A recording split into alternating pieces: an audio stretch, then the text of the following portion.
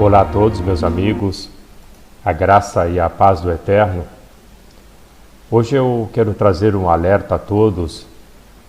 Existe um plano maligno para implantar uma nova ordem mundial. Eu vou apresentar aqui uma palestra do Dr. Walter Veith, aonde ele vai nos apresentar revelações estarrecedoras. Mas antes, eu quero dar uma pincelada no que está ocorrendo ao redor do mundo hoje. Eu quero frisar para você que eles vão fazer de tudo para implantar o caos, porque sempre será necessário dividir para conquistar. Vale lembrar que o Pai ele usa pessoas para nos mostrar coisas, para que não sejamos pegos de surpresa, pois se os dias não fossem abreviados, até os eleitos seria enganado. Hoje é 23/11 e nós vemos aqui uma notícia aqui. A Rússia ela incita a Jordânia contra Israel.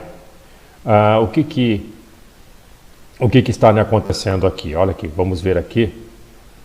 A Rússia ela está tentando criar um conflito diplomático entre Israel e Jordânia, mas esses são incapazes de entender que a Jordânia também tem interesse em manter os iranianos bem longe de suas fronteiras.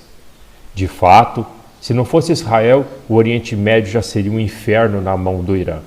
Tá? Então, aqui, a Rússia então, já está querendo criar problema. Vamos pular aqui, ó. Essa é uma notícia aqui que preocupa muito no Brasil. Mais de 700 locais foram atingidos por manchas de óleo no litoral brasileiro, diz o IBAMA. Esse é um problema que já vem se arrastando desde agosto. O governo tem falado que é um tal de um petroleiro grego e tudo mais, mas isso não é, tá? Isso não é o problema, né, do petroleiro.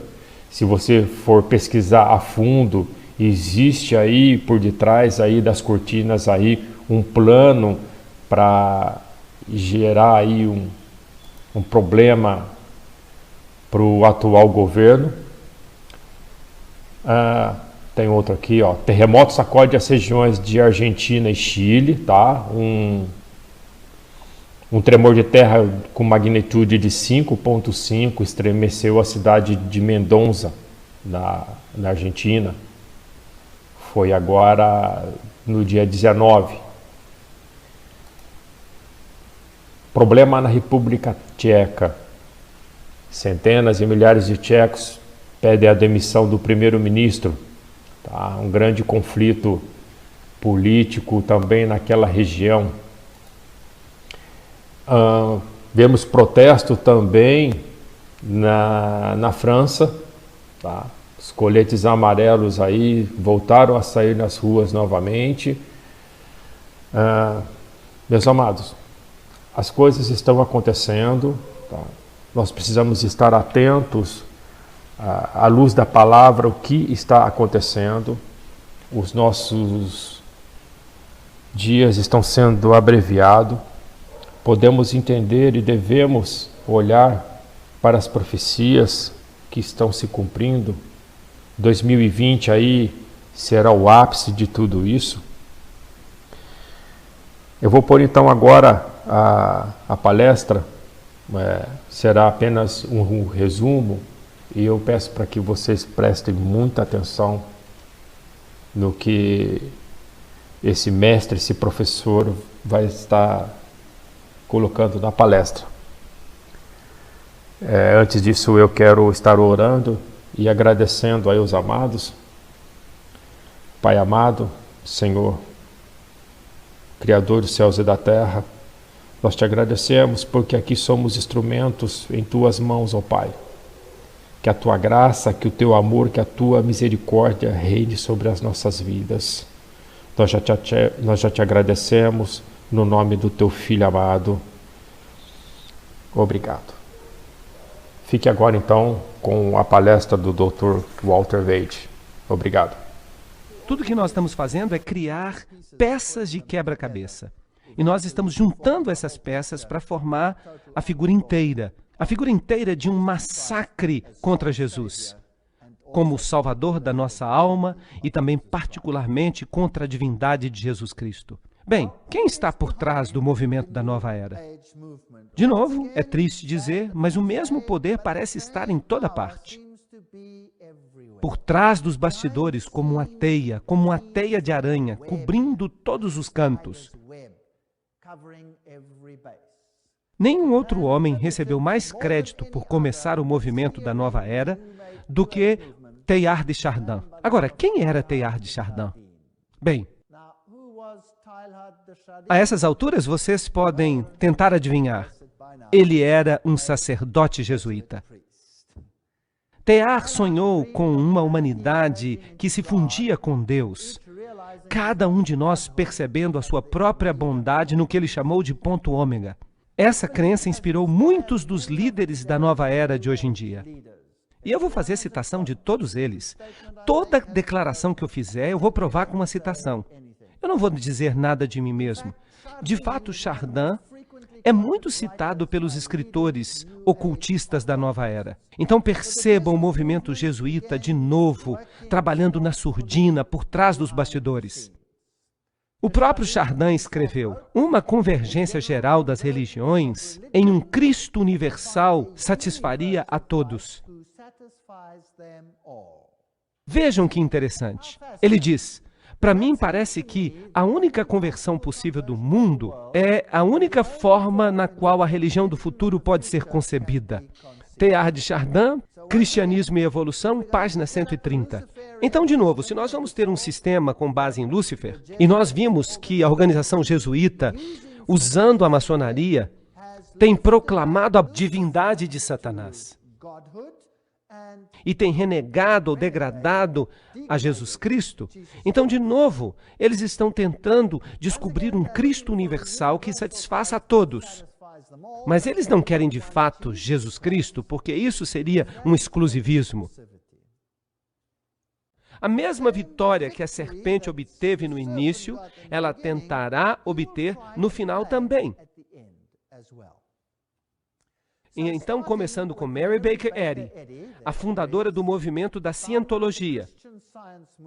Essas organizações todas recebem rótulos cristãos, mas o que elas ensinam não é cristão. Esse é um movimento muito esperto, mas nem todos foram enganados por ele. Porque se as pessoas associam o nome de Cristo a esse movimento, é porque ele deve ter valores cristãos, certo? Errado. Aqui temos uma típica igreja mórmon, sem janelas, como as lojas maçônicas, que também não têm janelas. E o fundador do movimento mórmon não é ninguém outro senão Joseph Smith. E Joseph Smith era um maçom de grau 33. E o que isso diz a você? Quem era o Deus dele? Se ele era um maçom de grau 33, então o Deus dele era Lúcifer. Agora, este aqui é o sucessor dele, ou o próximo profeta, como eles dizem. O líder mórmon Brigham Young, que sucedeu Joseph Smith, e ele também era um maçom de grau 33. Então vamos verificar isso. A Igreja de Jesus Cristo dos Santos dos Últimos Dias. Seu fundador, Joseph Smith, era um maçom de alto nível. Seu sucessor, Brigham Young, era também outro maçom. De acordo com o livro Roupa Negra, Brigham Young era um amigo íntimo de Peter de Smet, um dos mais poderosos jesuítas americanos do século XIX. Assassinos do Vaticano, página 182. Eles estão por toda parte, mas eles não se sentam na fila da frente. Eles gostam das últimas cadeiras, para que não sejam descobertos. Isso não pode ser negado. O mormonismo foi iniciado pela maçonaria sob o controle de quem? Dos jesuítas, é claro. Agora, qual seria o principal motivo de começar uma organização que controla pelo menos um estado dos Estados Unidos? E que, junto com a maçonaria, controla todo o programa espacial? Porque todos que já foram ao espaço, ou é maçom, ou é mormon, um dos dois. E é muito interessante que essa organização também tem o maior banco de dados sobre as pessoas do mundo. Eles sabem tudo sobre quem é você, quem são seus pais, onde você viveu, o que você fez. Eles sabem cada detalhe da sua vida. Eles têm um banco de dados. E esse banco de dados vai se tornar muito importante um dia em relação a compras e vendas e sobre quem é que vai ter direitos na nova dispensação. Por isso, eles realizam uma obra muito importante para a ordem jesuíta. Agora, essa é uma história fascinante. Vejam que o mundo está sendo controlado pelos ocultistas. E os ocultistas se organizam em famílias. Então você tem essas famílias ocultistas que controlam o mundo. E algumas pessoas chegam a exagerar. Elas dizem que há uma conexão com répteis e que há famílias de répteis. Vocês já ouviram histórias assim antes? Bem, eu não quero ir nessa direção, mas vamos dizer, é possível que haja famílias que controlem o mundo e que venham de famílias reais?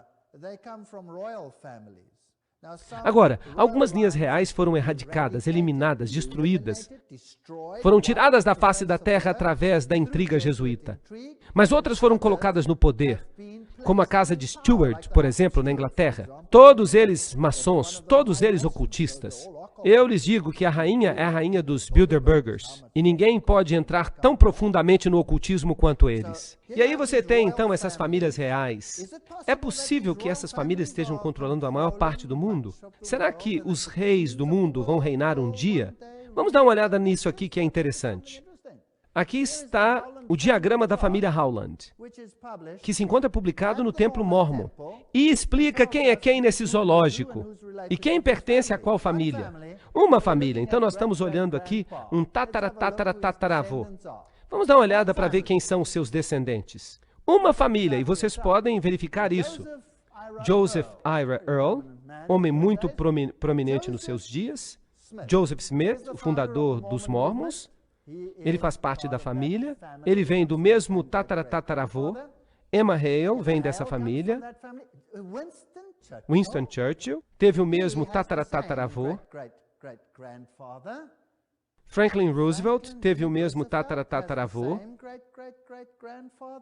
Richard Nixon teve o mesmo tataravô? Você quer me dizer que o presidente Ford teve o mesmo tataravô? Você quer dizer que George Bush, pai, teve o mesmo tataravô? Que o George Bush, filho, teve o mesmo tataravô? Agora, isso é bastante estranho. Será que é possível crer que, com todas essas divisões na Terra, todos eles vieram da mesma família? Será que isso é pura sorte? Bem, eu vou deixar que você faça a especulação. Eu não quero entrar nisso, mas eu acho fascinante que todos eles venham da mesma família. De Churchill, de muitos presidentes nos Estados Unidos, 1, 2, 3, esse intermediário, 4, 5 presidentes nos Estados Unidos. Mais alguns do outro lado, mais o fundador do movimento dos Mormons. Tudo da mesma família. Isso é muito, muito, muito estranho. Agora, e esse negócio dos Mormons e a NASA? Você vai descobrir que os principais homens são todos Mormons ou são maçons. Aqui está outro movimento que talvez interesse a vocês. As Testemunhas de Jeová. E há milhões e milhões de testemunhas de Jeová no mundo hoje. E as Testemunhas de Jeová foram formadas por C.T. Russell, que viveu entre 1852 e 1916. Ele é o fundador das Testemunhas de Jeová. Eles veementemente negam qualquer conexão maçônica, mas esse homem era um maçom de grau 33. Então, esta é uma sociedade oculta que finge representar a Jeová, Yahvé. Aqui, esta religião, de novo, uma religião que começou com os maçons, porque a ideia é que quanto mais distrações você tiver, menos chances você tem de estudar tudo. Isso não faz sentido? E qual é o objetivo de todas essas religiões? Tirar a divindade de Jesus Cristo. Esse é o objetivo dessas religiões.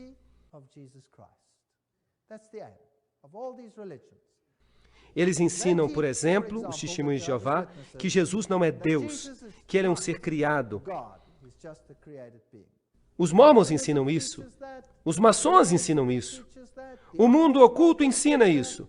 O islamismo ensina isso. Os católicos, os líderes católicos ensinam isso. Todos eles ensinam isso. Há alguém que odeia Jesus. E vocês sabem quem é? Sim, é Lúcifer. Lúcifer. E o seu agente, de acordo com a Bíblia, é o papado. E eles vão usar o papado para alcançar os seus objetivos. E eu acho que já chegou a hora de o mundo ver a natureza e a magnitude desse massacre total contra Jesus Cristo como Senhor Salvador, o único Salvador do nosso planeta. Savior and only Savior on this planet.